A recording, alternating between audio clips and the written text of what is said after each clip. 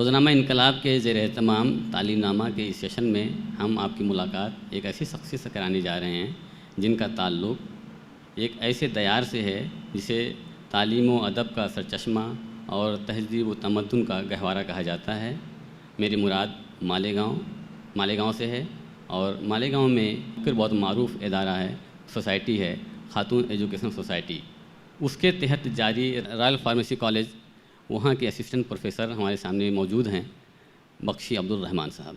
Sir, आपका खैर मकदम है। शुक्रिया, जज़ाकल्लाह। सर, हम आपसे जानना चाहेंगे कि मतलब आपके यहाँ जो खातून एजुकेशन सोसाइटी एक बड़ा कैंपस है, बड़ा इदारा है, उसके तहत कौन कौन से शोबे काम कर रहे हैं? सबसे पहले तो मैं इनकलाब का तहे दिल से मशकूर हूँ और स्पेशली तालीमनामा का मशकूर हूँ, क्योंकि जो है तो आज के दौर में जो बच्चों का एजुकेशन सिस्टम है वो काफ़ी इम्प्रूव हो रहा है, काफ़ी बेहतर हो रहा है। और ये प्लेटफॉर्म के थ्रू अगर हमारे मैसेज बच्चों तक पहुँचते तो बड़ी खुशनसीबी की बात है। खातून एजुकेशन सोसाइटी 1990 में इस्टेब्लिश हुआ था अल्हम्दुलिल्लाह, और 2007 से प्रोफेशनल कोर्सेज़ और मेडिकल एंड पैरामेडिकल कोर्सेज़ में अपना कदम बढ़ाता चला गया। बात करें अगर खातून एजुकेशन की तो इसमें BUMS कोर्स है जो यूनानी मेडिसिन्स को लेकर के चलता है। 4.5 साल का कोर्स है और 1 साल का इंटर्नशिप होता है। इसका राउंड के थ्रू नीट के बेसिस पर इसका जो एडमिशन होता है, इसका कट ऑफ दिया होता है, हर साल चेंज होता है। और मैं तलबा से गुजारिश करूँगा कि अगर इस फील्ड में जाना चाहते हैं, इस शोबे में जाना चाहते हैं, तो अपने नीट स्कोर के ऊपर ज़्यादा से ज़्यादा फोकस करें ताकि राउंड के थ्रू एडमिशन हो। दूसरा जो कोर्स है bachelor of physiotherapy, minority institutions में मेरे ख्याल में पूरे महाराष्ट्र में ये दूसरा फिजियोथेरेपी इंस्टीट्यूट है माइनॉरिटी इंस्टीट्यूशंस के अंडर। ये मुझे याद पड़ता है। ये 4.5 साल का कोर्स है और इसमें भी ये तो नॉन ज़ीरो स्कोर चाहिए। ये बोल सकते हैं कि एक पैरामेडिकल कोर्स है, क्योंकि आज के दौर में जो डॉक्टर्स होते हैं एक ट्रीटमेंट देने के बाद फिजियोथेरेपिस्ट के पास रिकमेंडेशन दे देते हैं ताकि जो तो उनके जो मसल्स हैं, उनके जो टेंडॉन्स हैं, उनकी जो नसें हैं, उसका बेहतर तरीके से और वर्जिश के ज़रिए और दूसरी मसाज के ज़रिए। आमतौर से ये रुझान होता है कि एक फिजियोथेरेपी बोले तो क्या काम है, उससे वो मसाज करेगा, जबकि ऐसा नहीं है। बहुत सारे इलेक्ट्रोड्स के साथ, रेडियो फ्रिक्वेंसीज़ के साथ इसका ट्रीटमेंट किया जाता है।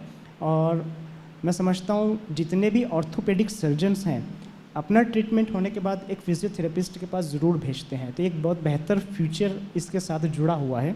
तीसरा जो कोर्स है वो B फार्मेसी कोर्स है, डिग्री फार्मेसी, जो 4 साल का कोर्स है। एक अच्छा फील होता है, एक अच्छा एहसास होता है कि मालेगांव के अतराफ़ में तकरीबन 6 फार्मेसी कॉलेजेस हैं, जिसमें royal college of pharmaceutical education and research, जहाँ पर मैं पढ़ाता हूँ, वहाँ नेशनल बोर्ड ऑफ एक्रीडिटेशन का एक्रीडिटेशन सर्टिफिकेट मिला हुआ है। एक बोल सकते हैं एक मुस्तनद तालीमी मेयार है जो कि NBA की तरफ से हम लोगों को मिला हुआ है।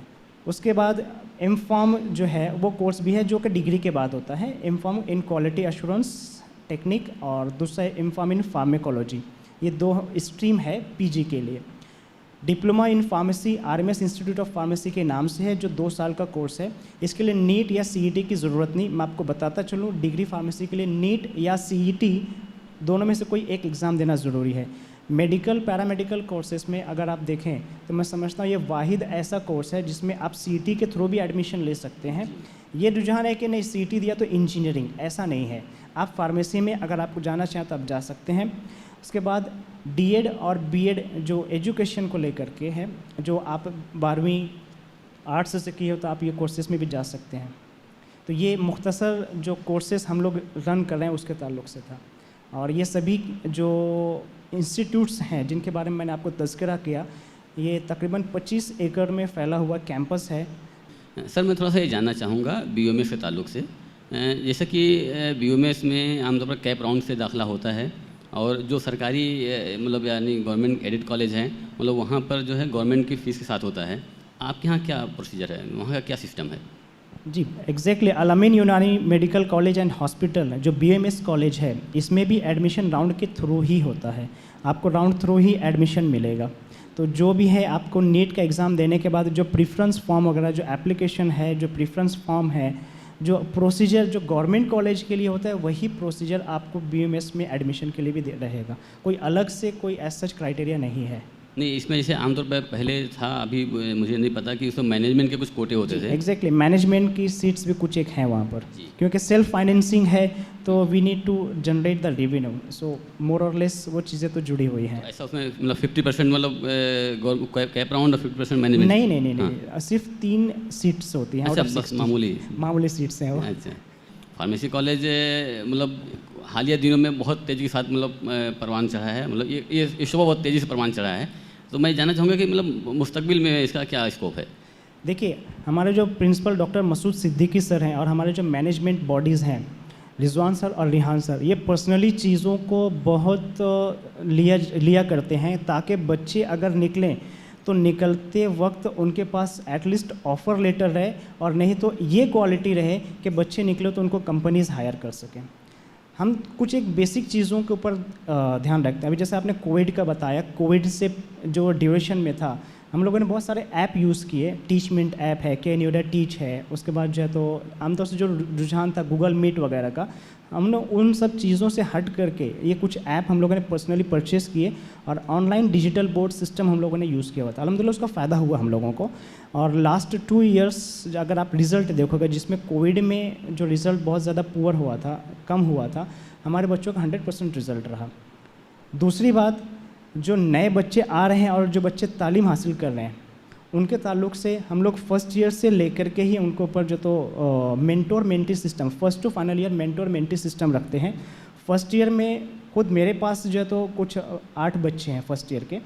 उनके सब्जेक्ट को लेकर के क्या प्रॉब्लम है, अब जैसे केमिस्ट्री एक टफ सब्जेक्ट है, तो वो सब्जेक्ट को लेकर के क्या प्रॉब्लम है, मैं उनको गाइड करूँगा, बुक्स के ताल्लुक से बताऊँगा, उनके कंसेप्ट्स क्लियर करूँगा। ये फर्स्ट ईयर का हो गया। सेकंड ईयर में उनको सेमिनार कॉन्फ्रेंसेस के ताल्लुक से बताया जाता है, उनको पार्टिसिपेट करने के लिए मोटिवेट किया जाता है, उनको गाइड किया जाता है, पोस्टर प्रेजेंटेशन, वो सभी चीज़ें। थर्ड ईयर में हम लोग इंडस्ट्रियल ट्रेनिंग 1 महीने का जो होता है, इंडस्ट्रियल ट्रेनिंग के लिए बच्चों को भेजते हैं। हमारे पर्सनल जो कॉन्टेक्ट्स हैं इंडस्ट्री में, जो हमारे एलुमिनीज़ हैं जो यहाँ से पास आउट हो चुके हैं हमारे कॉलेज से, हम उनसे कॉन्टेक्ट करके बच्चों को इंडस्ट्रियल ट्रेनिंग के लिए भेजते हैं। रेनबैक्सी है, ओखाड है, सिप्ला है, उसके बाद अजंता फार्मा है। ये कुछ एक ऐसी कंपनीज है जहाँ पर जो तो बच्चे हमारे ट्रेनिंग हासिल करते हैं। अगर किसी को हॉस्पिटल फार्मासिस्ट बनना है तो हम लोग हॉस्पिटल में भी बच्चों को भेजते हैं। फाइनल ईयर में हम लोगों को सेशन जो है थोड़ा सा टफ कैसे कर दिया जाता है, बच्चों के अंदर ग्रुप डिस्कशन है, कम्युनिकेशन स्किल्स है, स्टेज डेयरिंग है, सेमिनार का प्रेजेंटेशन है, उसके अलावा सीवी किस तरीके से बनाया जाए, बाकायदा हम लोग इसका सेशन रखते हैं। और रिसर्च पेपर्स जो आमतौर से अभी जो एक ट्रेंड है एक कि आपका बच्चा अगर निकले तो एटलीस्ट कुछ उसके हाथ में रहे, तो थर्ड ईयर में certificates, industrial training second year में, थर्ड ईयर में मिल जाता है। फाइनल ईयर में हम लोग रिसर्च पेपर्स के ऊपर ध्यान देते हैं और प्रोजेक्ट वर्क हर एक बच्चे के लिए कंपलसरी करवाते हैं जिसमें कुछ नया हो। अब जैसे जो है तो हर्बल सीरम है, ये चीज़ किसी को नहीं पता, हर्बल लिपस्टिक है, ठीक है। उसके बाद मेथड वैलिडेशन है। इस साल जो है तो हमारे जो बच्चे पास आउट हो रहे हैं, जो फाइनल ईयर में हैं, मैं समझता हूँ अराउंड 14 से 15 बच्चे ऐसे हैं जिनका रिसर्च पेपर ऑलरेडी पब्लिश हो चुका है। तो अच्छा लगता है कि हमारे बच्चे अगर कुछ ले करके जा रहे हैं तालीम के साथ, सिर्फ ज़रूरी नहीं कि हम लोगों ने उनको तालीम दी, उनके अंदर की खूबियाँ उसको भी निखारने की कोशिश की और उनको जो कट थ्रोट कंपटीशन आगे जो है उनके ताल्लुक से तैयार भी करवा रहे हैं। तो ये चीज़ पॉसिबल हो रही है सिर्फ हमारे मैनेजमेंट और प्रिंसिपल सर के सपोर्ट, बट ऑब्वियसली स्टाफ तो हमारे सपोर्ट में खड़ा हुआ है। मैं एक चीज़ जानना चाह रहा था कि जैसे एक समाज में एक तस्वुर कायम है, फार्मेसी किया तो बच्चा मेडिकल स्टोर खोलेगा या मतलब एमआरशिप करेगा। क्या मतलब बी.फार्म करने के बाद बच्चा इस स्टूडेंट जो है इस पोजीशन में आता है कि कोई अपना प्रोडक्ट भी लॉन्च कर सके? यकीनन ये चीज़ पॉसिबल है। एक जो रुझान है अभी महाराष्ट्र में, अब बोल सकते हैं ऑल ओवर इंडिया, कि फार्मेसी करने के बाद मेडिकल स्टोर खोलेगा या एमआरशिप करेगा, ऐसा नहीं है। मैं समझता हूँ अगर आप जो percentage of placement and higher studies आप देखोगे, जैसे मैंने एनबीए का बताया, तो एनबीए में वो एक रिक्वायरमेंट है, मैंने कैलकुलेट किया हुआ है 90% अबव हमारे स्टूडेंट प्लेस्ड हैं। और उसमें से अगर आप देखोगे कि जो बिज़नेस करते हैं जब बोल सकते हैं आप मेडिकल स्टोर है, तो मेडिकल स्टोर पर आपको मुश्किल से 15 से 20% दिखेंगे। बाकी जितने स्टूडेंट हैं अराउंड 80-75% स्टूडेंट हैं वो या तो मल्टीनेशनल कंपनीज से जुड़े हुए हैं या फार्माको विजिलेंस डिपार्टमेंट में जिसमें जो तो वो जुड़े हुए हैं। अभी ये बहुत अच्छा एक स्कोप है फार्मेसी को, ये चीज़ कंटिन्यू हो रही है। प्रोडक्शन में भी आप देखें तो प्रोडक्शन है, मैन्युफैक्चरिंग है, उसके बाद जो तो पैकेजिंग है, स्टोर है, क्वालिटी कंट्रोल है, क्वालिटी एश्योरेंस है। गर्ल्स के लिए भी ये बहुत अच्छी फील्ड है क्योंकि रुझान जो है मल्टीनेशनल कंपनीज़ क्या करती हैं, वो ऐसे बच्चों को चूज़ करती हैं, ऐसे बच्चों को सिलेक्ट करती हैं जिनके अंदर वाकई कोई काबिलियत हो। हमारा जो 4 साल का जो डिवाइडेशन है, ये एक्टिविटीज़, ये चीज़ उसके अंदर बच्चे के अंदर डेवलप होनी चाहिए। तो जब बच्चा निकलता है तो एक रिसर्च पेपर होता है, 2-3 सेमिनार कॉन्फ्रेंसेस होते हैं ना, यकीनन वो एक कंपटीशन में तो आ जाता है। और हमारा जो एक बाकायदा ट्रेनिंग एंड प्लेसमेंट सेल है वो बच्चों को बाकायदा जो तो ट्रेनिंग्स देने के बाद, जैसे मैंने बताया, हम लोग उसका बच्चों का प्लेस भी करवाते हैं। कुछ एक इंडस्ट्रीज़ हैं उनका हम लोग जो तो इंटरव्यू सेशंस भी रखवाते हैं। अल्हम्दुलिल्लाह उसमें काफ़ी ग्रोथ हो रही है। बहुत बहुत शुक्रिया बख्शी साहब, आपने अच्छी मालूमात दी और उन तलबा की जहनसाजी की जो इस शोबे में आना चाहते हैं। मैं इस सिलसिले को यहीं पर ख़त्म करता हूँ। खुदा हाफिज़।